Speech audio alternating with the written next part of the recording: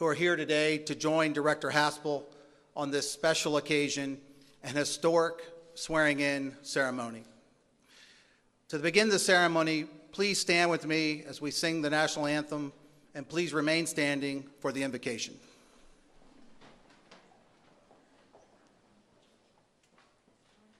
Oh, say, can you see by the dawn's early light what so proudly we hailed at the twilight's last gleaming, whose broad stripes and bright stars through the perilous fight o'er the ramparts we watched were so gallantly streaming, and the rocket's red glare, the bombs bursting in air, gave proof through the night that our flag was still there. Oh, say does that star-spangled banner yet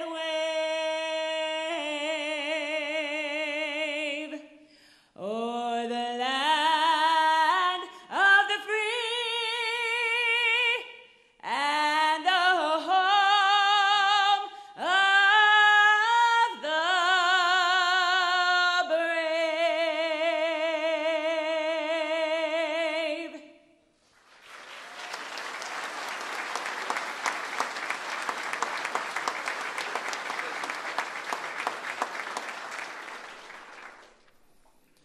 I invite you to join with me in prayer. Let us pray. Gracious God, we ask that you bless this ceremony and through it, the trust of our nation in this agency to be vigilant in its defense of our citizens and our freedoms. Our director, Gina Haspel, has the confidence of our nation's leaders because of her proven abilities and record of selfless service, and the loyalty of our agency since she has led from the front, taken the hard jobs, and come from their ranks. She is ready to assume the mantle of leading this team, which, although most of their actions remain unknown to those whom they protect, the results of their deeds ensure that our freedoms remain secure during their watch. She is quick to humbly acknowledge her limitations and share that she did not arrive at this moment without the help, love, and support of many, beginning with her parents and continuing throughout her career, those who contributed to her development just as she has given to so many others in like manner. Help her to continue to learn and grow with courage to make decisions under pressure and the fortitude to discharge the duties of her office with integrity and honor. Help her to provide clear and honest advice with candor to our nation's leaders, and in dark nights, surround her with confidants who can ease the burdens she must bear when making decisions that she alone must make, so that she is not overwhelmed or fall prey to the loneliness that affects other leaders in such high positions of trust. Finally, Lord, grant that she may have joy in celebrating the victories of this team, which she now leads and faithfully guards our nation, ever free as a beacon to others around the world. Amen. Ladies and gentlemen, we are immensely honored to have President Trump at the CIA once again. Please join me in welcoming the President of the United States.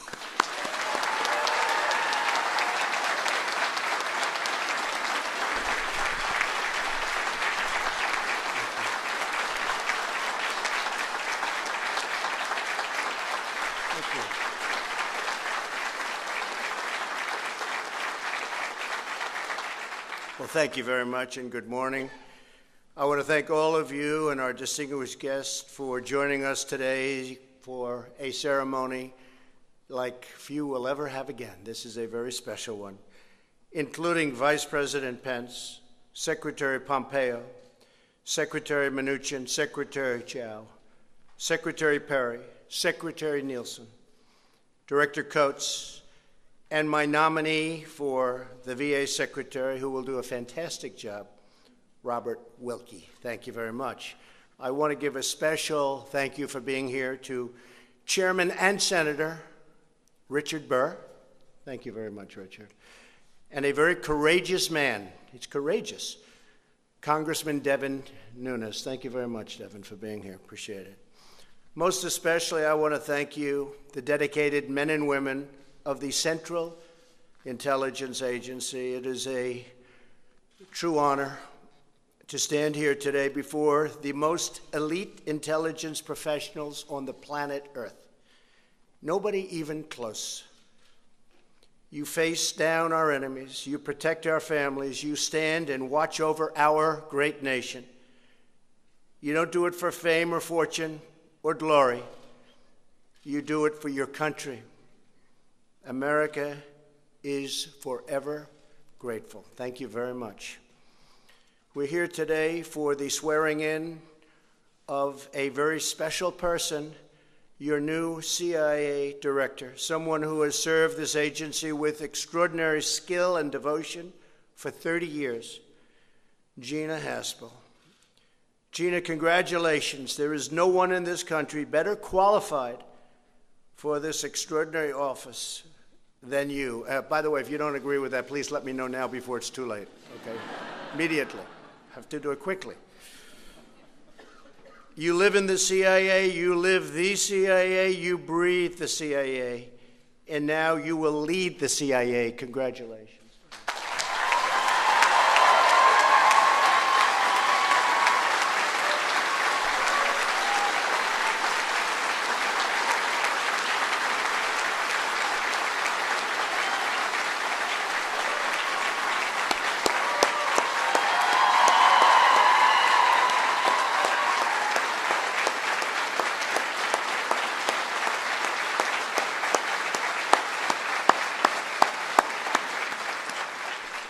Okay, that means we're keeping her, right?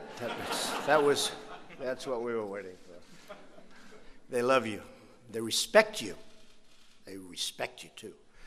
A native of Ashland, Kentucky, Gina's father served in the U.S. Air Force. She spent much of her childhood overseas. From a young age, she was instilled with a deep love of our country, which combined with a thirst for adventure. That led her to the CIA. Throughout her storied career at this agency, Gina has truly done it all. She's completed 7 field tours, served as a case officer, recruited assets, run stations, captured terrorists, and disrupted networks that proliferate deadly weapons. They send those weapons all over and you catch them. You're going to get even better now. Better than ever before. You're the best. You're going to be better than ever before, and we're getting you the resources to do it. Our enemies will take note. Gina is tough. She is strong. And when it comes to defending America, Gina will never, ever back down. I know her. Spent a lot of time with Gina. Gina played a crucial role in our fight against al-Qaeda. Her first day in the job at the CIA's Counterterrorism Center was September 11th, 2001, and she tirelessly hunted terrorists for the next 3 years.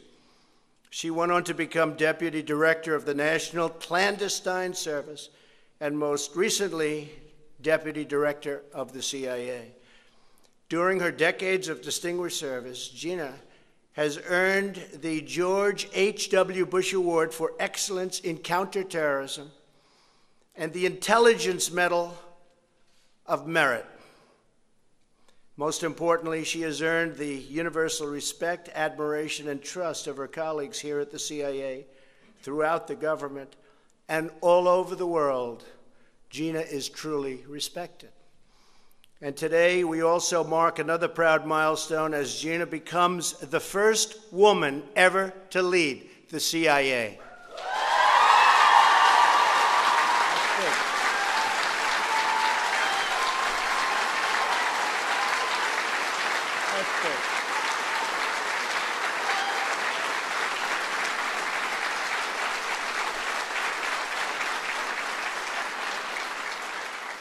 That's big. Now, Gina will lead this agency into its next great chapter. Gina assumes the role of director at a crucial moment in our history. We are reasserting American strength and American confidence. And by the way, America is respected again. You see that. Instead of apologizing for our nation, we are standing up for our nation, and we are standing up for the men and women who protect our nation. We will be counting on you to confront a wide array of threats we face and to help usher in a new era of prosperity and of peace.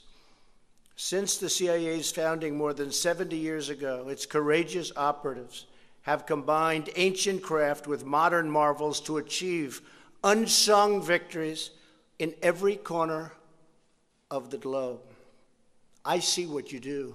I understand what you do, and it's incredible.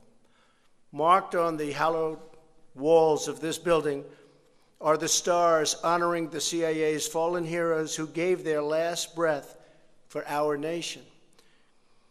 Though many of their names remain secret, their stories of service and sacrifice and daring will live for all time. Today, we think of them and we honor them by pledging that the patriots of the CIA will have the tools, the resources, and the support they need to accomplish their incredible, complicated, and oftentimes very dangerous mission. The exceptional men and women of this agency deserve exceptional leadership. And in Gina Haspel, that is exactly what you're getting. Director Haspel, congratulations again. I know that you will thrive as the agency's director and help keep our nation safe and strong and proud and free. Good luck. God bless you. And God bless the men and women of the CIA. God bless America. And I just want to thank everybody in this room for doing such an incredible job and for giving Gina that unbelievable support that she needed. It took courage for her to say yes in the face of a lot of very negative politics and what was supposed to be a negative vote. But I'll tell you, when you testified before the committee, it was over. There was not much they could say. There was nobody more qualified than you, and you are going to do a fantastic job, Gina. Thank you very much. Thank you, Gina.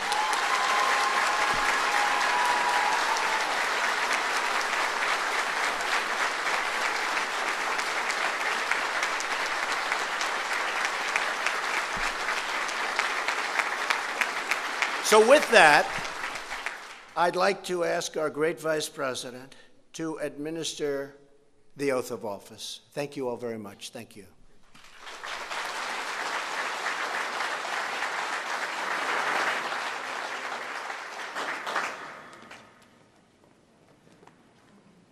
Place your left hand, raise your right hand, repeat after me. I, Gina Haspel, do solemnly swear I, Gina Haspel, do solemnly swear that I will support and defend the Constitution of the United States that I will support and defend the Constitution of the United States against all enemies, foreign and domestic, against all enemies, foreign and domestic, that I will bear true faith and allegiance to the same, that I will bear true faith and allegiance to the same, that I take this obligation freely, that I take this obligation freely, without any mental reservation without any mental reservation or purpose of evasion, or purpose of evasion, and that I will well and faithfully discharge that I will well and faithfully discharge the duties of the office on which I'm about to enter. the duties of the office for which I am about to enter. So help me God. So help me God.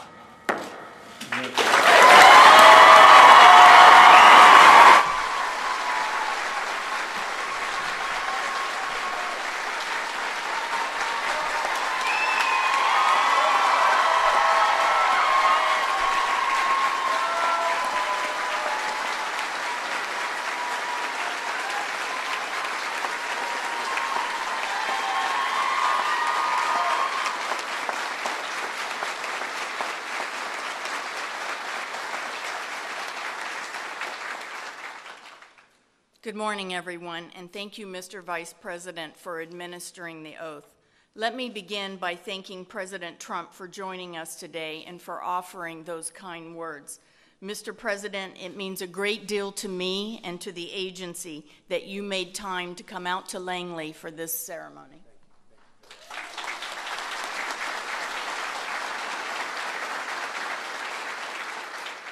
You have placed enormous trust in CIA throughout your presidency, and the men and women of CIA do not take that for granted. So thank you, Mr. President, for your confidence in me and your steadfast support of our mission and our people. I am truly honored to have this opportunity to lead the best workforce in government. It has been nearly 50 years since an operations officer rose up through the ranks to become the director. And after the experience of the last 2 months, I think I know why that is.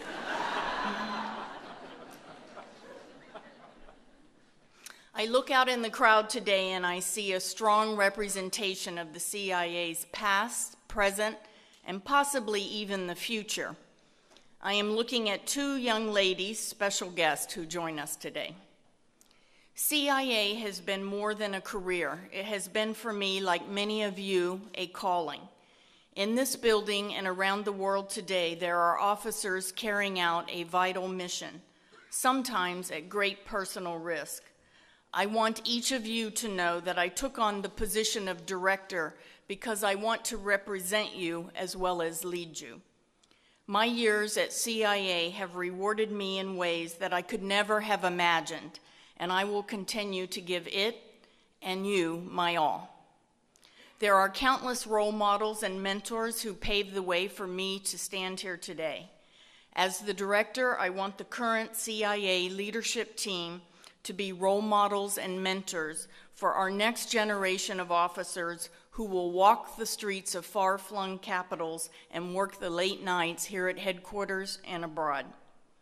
For me, being director is about doing right by all of you, so that you have the tools and support needed to carry out our sacred mission.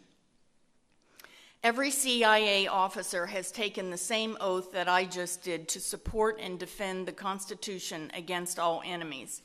And today, I recommit that I will do everything in my power to justify the faith that President Trump and the American people have placed in us, and to make sure that CIA continues to provide the intelligence needed to keep our country safe.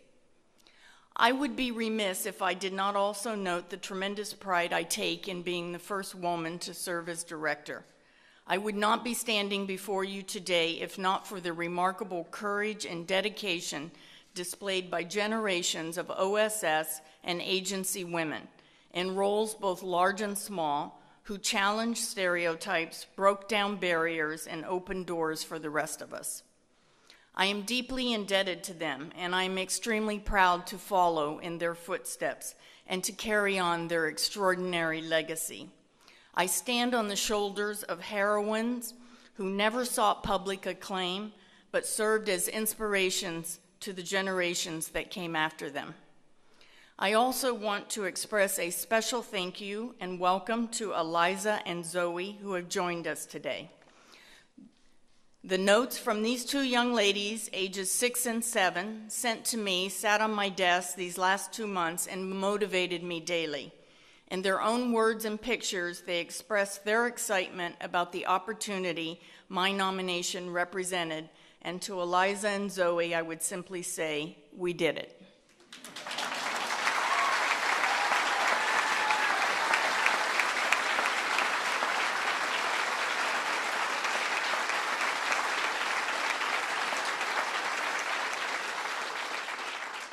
Lastly, allow me just a moment to talk about the future of this agency.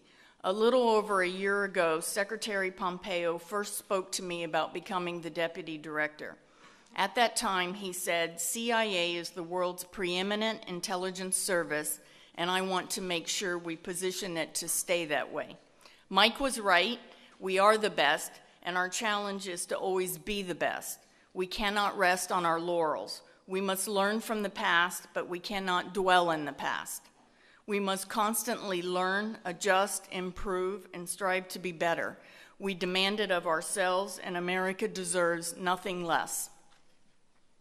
That includes boosting our foreign language proficiency, strengthening our partnerships overseas and here at home, and deploying more of our officers to the foreign field. We are a foreign intelligence service, and our workforce and our priorities need to reflect that. We also need greater focus and effort on the strategic threats our nation faces, as well as the persistent threat from global terrorism. As always, the key to our success against these challenges will be empowering the incredible talent that resides within CIA. The men and women who serve here are a national treasure, from the operations officers who collect our intelligence, to the analysts who contextualize and evaluate it for senior policymakers, to the support officers who enable every aspect of our mission, to the scientists, engineers, and cyber specialists who give us a decisive edge over our adversaries. The only way to confront these threats is to forge ahead with determination and with the same expeditionary spirit that has defined our agency since its founding more than 70 years ago. I am profoundly honored to lead you in that fight and to work alongside each one of you as we advance our vital mission. So, Mr. President, thank you again for giving me the opportunity to serve, to represent the men and women of CIA, and to carry out the critical work of helping protect our country, our people, and our way of life. Thank you very much.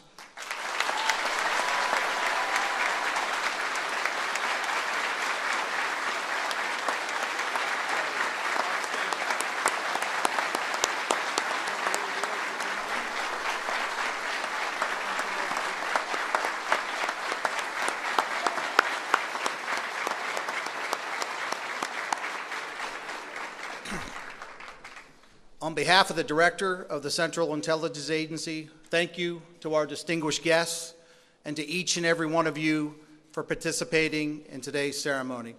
As we close the ceremony, I would just ask the audience to please remain in place while the presidential party and Director Haspel depart the lobby. Once they depart the lobby, those in the lower lobby, please exit the front by the seal, and our guests that are here in the upper lobby, please adjourn to the portrait gallery to my right to join the director for a reception. Thank you again for being with us today.